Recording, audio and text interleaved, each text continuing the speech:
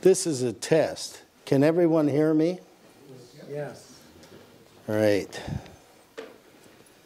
So this is a great privilege to be here tonight.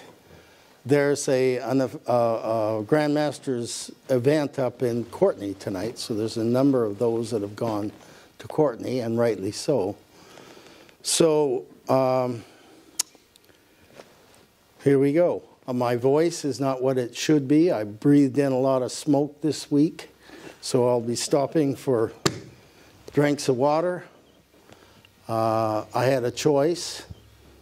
The choice was to cancel or not let the bad guy win. So here I am. So this is a paper that was presented at the Western Canada Conference that happens every year in the Rocky Mountains, where the principal officers of the 4 jurisdictions, Western jurisdictions, get together and share thoughts, and the Senior Grand Warden presents a paper. And I happen to be the Senior Grand Warden for British Columbia and Yukon. This paper is not meant to be comfortable. We're supposed to present different points of view that evoke thinking to help the leaders of the 4 Western jurisdictions move the craft forward. So it's not just a happy occasion. There was a lot of debate. We present the paper.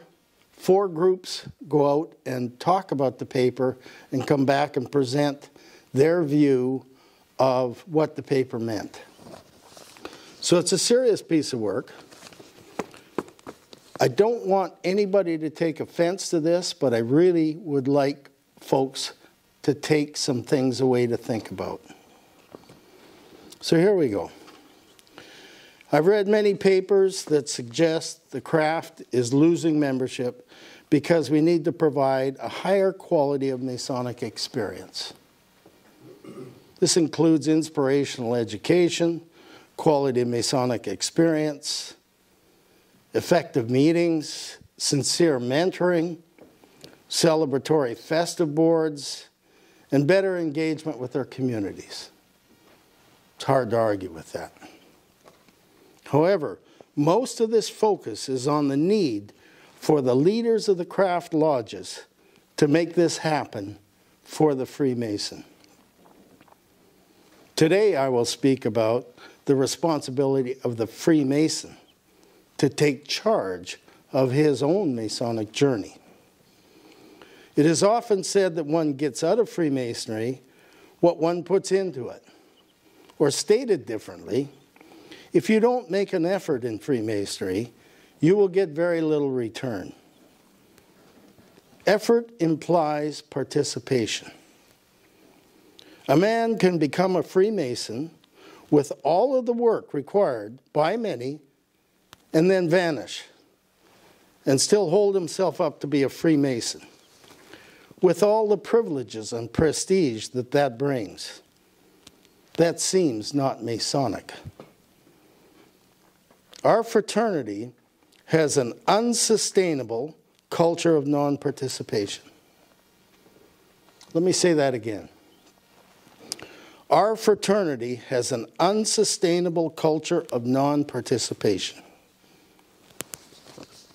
It is safe to say that only 25% of our membership regularly attend their lodge and participate in Freemasonry. That means 75% are non-participants. I accept that some of those can't participate because they live away. They have health conditions or obligations that preclude their attendance.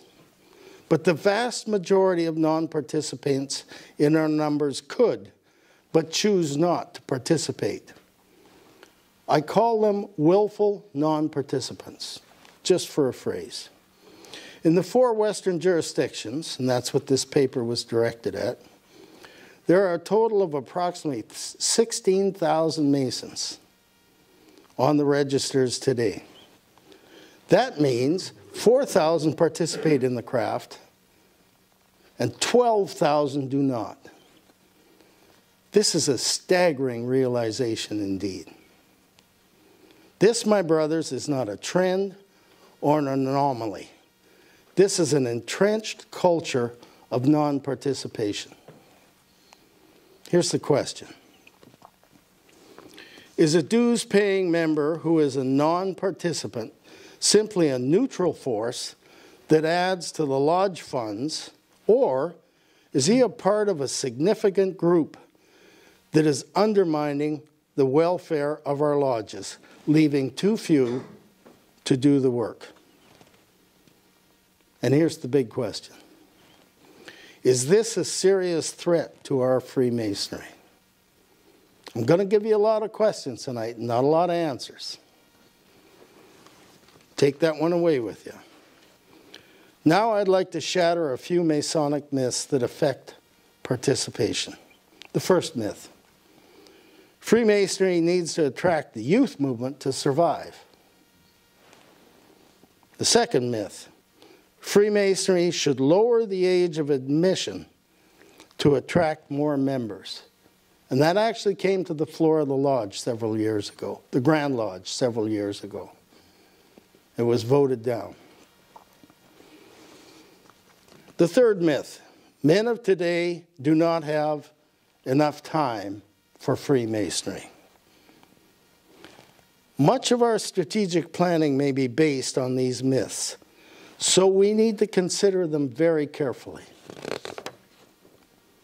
I will now explore issues that speak directly to these myths as follows.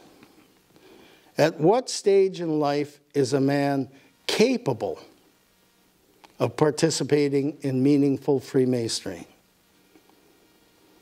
At what age is a man mature enough to participate in meaningful Freemasonry? And is there enough time for a man to participate in Freemasonry? Let's start with the man's ability to participate. A well-tested and highly regarded tool used for many years in management motivational behavior, in managing motivational behavior in organizations is Maslow's hierarchy of needs. Simply put, it proposes that an individual must progress through 3 distinct stages of personal development to mature into a whole individual. Each stage follows another. Maslow depicts them on a pyramid, progressing from the lowest, being physiological or basic needs, through psychological needs or matters of the mind, to the highest, called self-actualization, which is the pinnacle of maturity and self-fulfillment. Let's consider this pyramid in a Masonic setting. Physiological or basic needs are reasonable health, a steady job, a stable lifestyle with a home, and the ability to participate in a social setting. How can one commit to the lofty endeavors of Freemasonry if these simple needs are not attended to? And I'll get back to that. Psychological needs are the desire for friendship, family, and a sense of connection that leads to an increased confidence and achievement. This could be the early stages of Freemasonry. By the way, I want to advise you, this is not a short paper. So if you need to take a rest, just close your eyes and come back later. But it is not a short paper. It was never intended to be. The third, being self-actualization, needs to focus on morality, meaning, and the individual. This sounds like the ultimate goal of all sincere Freemasons, which is the knowledge of oneself. A Freemason could argue that the passing from the psychological stage to the self-actualization stage mirrors that Masonic journey from the rough ashlar to the perfect ashlar. However, if a man is not satisfied his basic needs, he most likely does not have the ability to participate in early and certainly not the later stages of Freemasonry. If he passes through the West Gate unable, are we setting him up to be a non-participant? Now let's consider when a man is mature enough to meaningfully participate in Freemasonry. Is 21 still a mature age for Freemasonry? I will present a summary of a comprehensive study done on the shifting age of maturity in young adults conducted by the Government of Canada, completed in 2007 by Warren Clark, who is a senior analyst on Canadian social trends. It focuses on young adults between the age of 18 and 34, on data collected from our government census from 1971 to 2001. I've condensed this study to a few basic points and focused on men aged 25.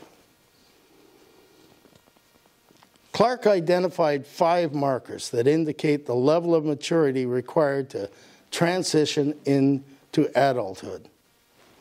Interestingly, they are very similar to Maslow's criteria of basic needs. So what are these markers, and what are the conclusions out of the study? Schooling. Men are continuing schooling to much older ages. In 1971, 15% of men aged 25 attended the universities, whereas in 2001, over 20% have done so. Leaving home. Men are leaving home at a much older age. In 1971, just under 80% of men aged 25 have left home, whereas in 2001, over 50% have left home. A 30% change. Employment. Men are entering into full-time employment at a much older age. In 1971, just under 60% of men aged 25 had full-time employment, whereas in 2001, only 25% had full-time employment. Relationships. Men entering into a lasting relationship at a much older age. In 1971, approximately 75% of men aged 25 had entered into a lasting relationship, whereas in 2021, wait for it, 30% had done so. Families. Men are starting families at a much older age. In 1971, 30% of the men aged 25 had children living at home, whereas in 2001, approximately 10% had children living at home. One could only expect these trends have compounded over the last 10 years. The final conclusion of the study demonstrates that men at age 25 have accomplished fewer maturity transition markers today than 30 years ago, meaning delayed adulthood and quite possibly readiness for Freemasonry. And finally, does a man have enough discretionary time to participate in Freemasonry? It is often said that men today are too busy for Freemasonry. Consider discretionary time as that time outside of work and the normal duties of life. This is a time where you get to choose how and where to spend. A study conducted by the U.S. Bureau of Statistics, which ran from 2014 to 2020, identified the use of discretionary time of men aged from 20 to 24 as follows. These men spend time socializing 42 hours a month. Time watching TV 141 hours a month. They pass time on the computer for leisure 29 hours a month. They pass time on other leisure events, including travel, 29 hours a month. Generally, all the usage time was the same for all age groups except computer usage, which was over double for men under the age of 34. This results in a total average discretionary time each month of 241 hours. I'll come back to that. Next, I assessed how many hours it would take to effectively participate in a craft lodge and concluded the following. And you can argue up or down a few hours, but it's going to be pretty close. For the basic activities, including 1 lodge meeting, 2 practices per month, and a Mason would commit with that 13 hours a month. Move it up or down if you do what you like. For more active participation, including 1 emergent meeting, 1 committee meeting, a social event, helping a project, or 1 lodge visit a month, he would commit an additional 22 hours a month. And I'm talking about travel time, attending time. I mean, I know the business. This brings us to a total of 35 hours a month for a fully functioning member of the lodge. Okay, now let's get back to the Bureau of Statistics study. A man between the ages of 21 and 54 has 241 hours of discretionary time to use as he pleases. To be a fully functioning Mason, an average man would be required to commit 35 hours a month out of 241 hours a month available to him. It's a matter of priorities. I put to you that the average man chooses Freemasonry. I put to you that if the average man chooses Freemasonry, the amount of discretionary time available to him is seldom the reason he cannot participate. What does all this tell us about the aforementioned myths and issues that affect participation? Consider this. A man is seldom capable of participating in Freemasonry if, in a meaningful way, if he has not satisfied Maslow's hierarchy of needs. How can we expect a man to contribute the time and funds required for Freemasonry if he is in the throes of committing all his resources to establishing a family, providing a home, and starting out on a career? It's too much to ask.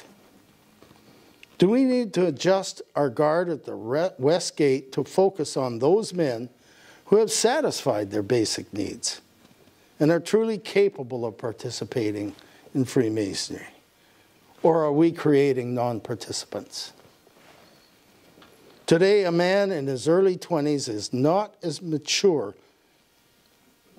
as he was in 1971. Is he mature enough to engage in Freemasonry?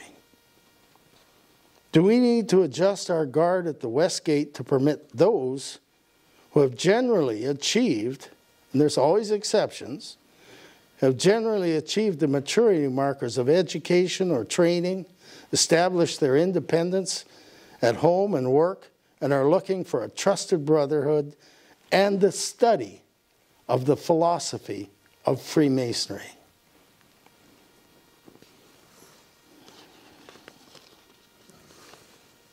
there is more than enough discretionary time for the average man to participate in Freemasonry. Life comes and goes, it changes, and sometimes you can't, sometimes you can, but generally there is enough time. Freemasonry requires a time commitment that should come as no surprise to anyone contemplating to join the craft. Do we need to build conditions of participation into our culture? Okay, let's step back for a minute.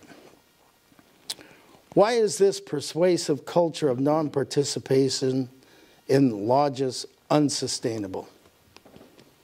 Consider this. Out of that 25 that participate, only a portion of those are left to do the work of the lodge.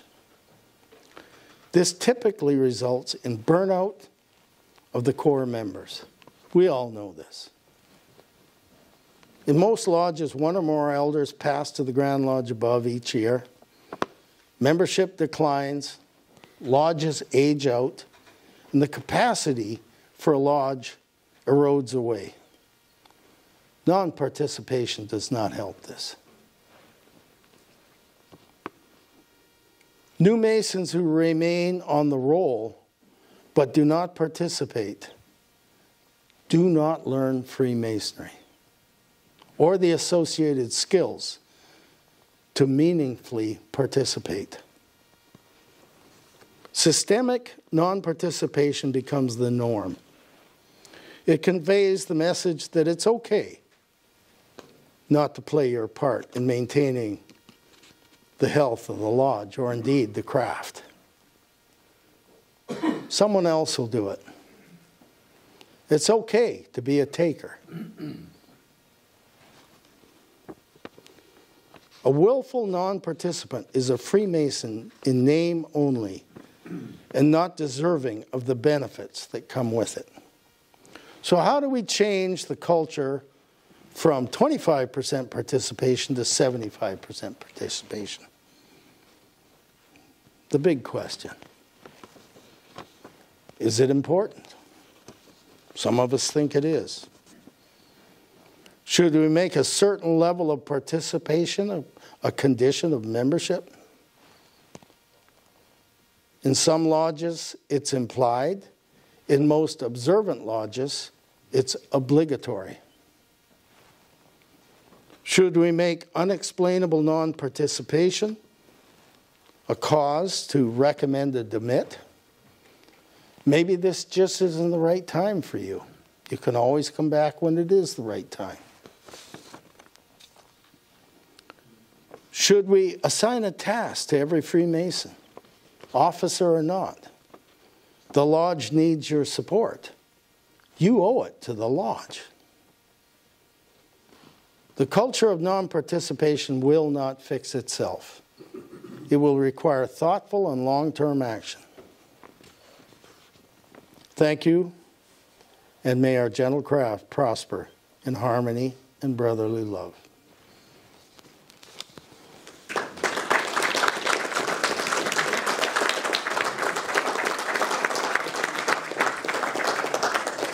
Thank you, Worshipful Master. Thank you. Right Worshipful Brother Christofferson, are you prepared to take any questions from the floor? Just so long as they're not threats or aggressive, I'm okay with that. This is not an easy paper, so. No, never have to be so I'm wondering, Right Worshipful Brother Christofferson, if you wouldn't mind remaining with the mic. Oh.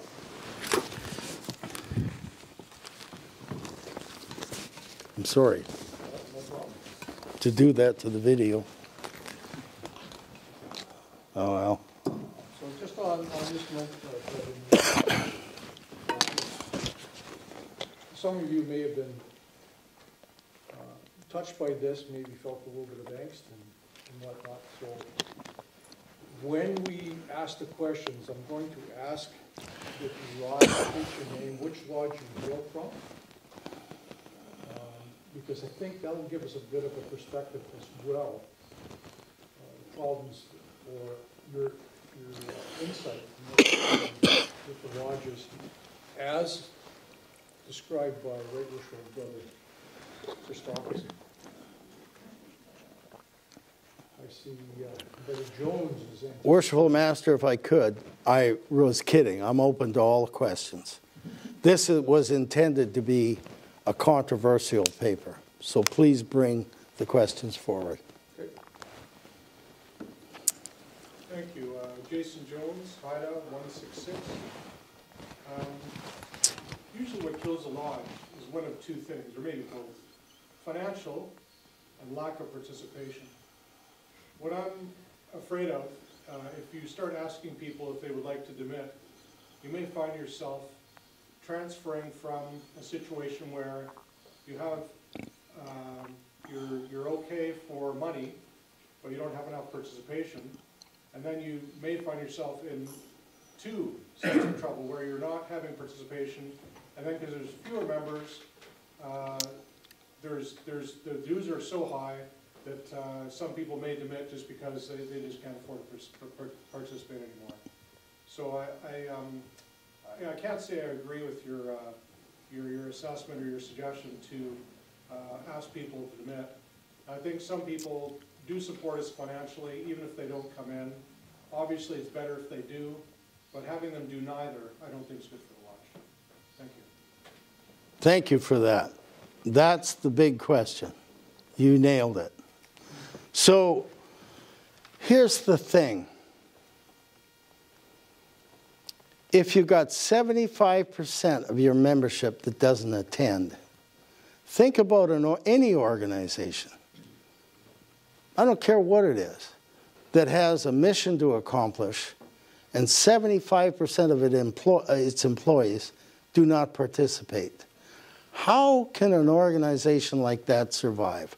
So put your mind into a world where we have healthy lodges. Healthy lodges are lodges that have 75% participation, because there's always the 25 that can't. Should a lodge, and here's a question for you, my brother, should a lodge still be there if it's got 25% participation? Look at the work that 10 guys in that lodge do, 10, to try to keep it going.